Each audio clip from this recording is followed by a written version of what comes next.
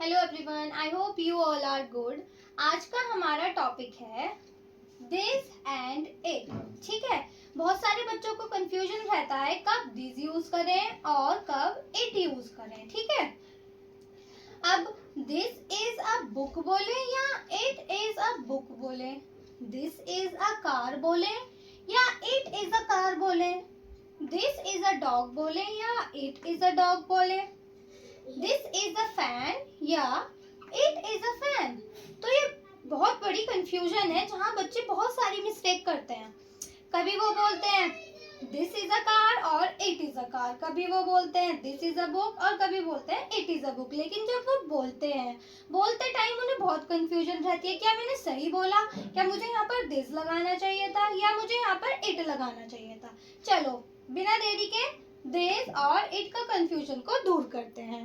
देखो, एक चीज समझो, जब आप पहली बार किसी चीज को दिखाना या इंट्रोड्यूस करना चाहते हो, ठीक है, जब आप किसी चीज की तरफ इशारा कर रहे हैं या पहली बार बता रहे हैं कि वो क्या है, तब हम दिस का यूज करते हैं। ठीक है, कि जैसे कि दिस इज अ फैन और दिस इज अ कार, ठीक है, and this is a dog, तब हम दिस का यूज करते हैं। जब उस चीज के बारे में हमें एक्स्ट्रा बात बतानी हो तब हम इट का यूज करते हैं। ठीक है, अब जैसे मुझे बताना हो दिस इज अ फैन, ठीक है, अब मैं बोलूंगी इट इज वाइट, क्योंकि मैं उसके बारे में अब एक्स्ट्रा जानकारी दे रही हूँ। It is white. अब मैंने डॉग को पहली बार देखा और मैंने बोला दिस इज अ डॉग। अब मैं उस डॉग के बारे में एक्स्ट्रा जानकारी देना चाहती हूँ, तो मैं बोलूंगी इट इज बार्किंग। ठीक है, इनके एग्जाम्पल देखते हैं फिर आगे बढ़ेंगे। तो हमारा पहला एग्जाम्पल है दिस इज अ पेंसिल। ठीक है, ये एक पेंसिल है, या तो हम यहीं पर बात खत्म कर देंगे दिस इज अ पेंसिल। अब हमें इस पेंसिल के बारे में एक्स्ट्रा जानकारी देनी है, तब हम लिखेंगे this is a pencil and it is sharp. Okay, this is a car. ठीक है, ये हम ऐसे भी बोल सकते हैं किसी को बताने के लिए दिस इज अ कार, क्योंकि हम उसको फर्स्ट टाइम इंट्रोड्यूस करा रहे हैं। अब हमें बोलना है उसके बारे में आगे जानकारी देनी है हमें, तब हम बोलेंगे इट रन। नेक्स्ट एग्जांपल है हमारा दिस इज अ डॉग। ठीक है, यह एक कुत्ता है। अब डॉग के बारे में भी हमें आगे बोलना है, तब हम बोलेंगे it is barking. It is barking.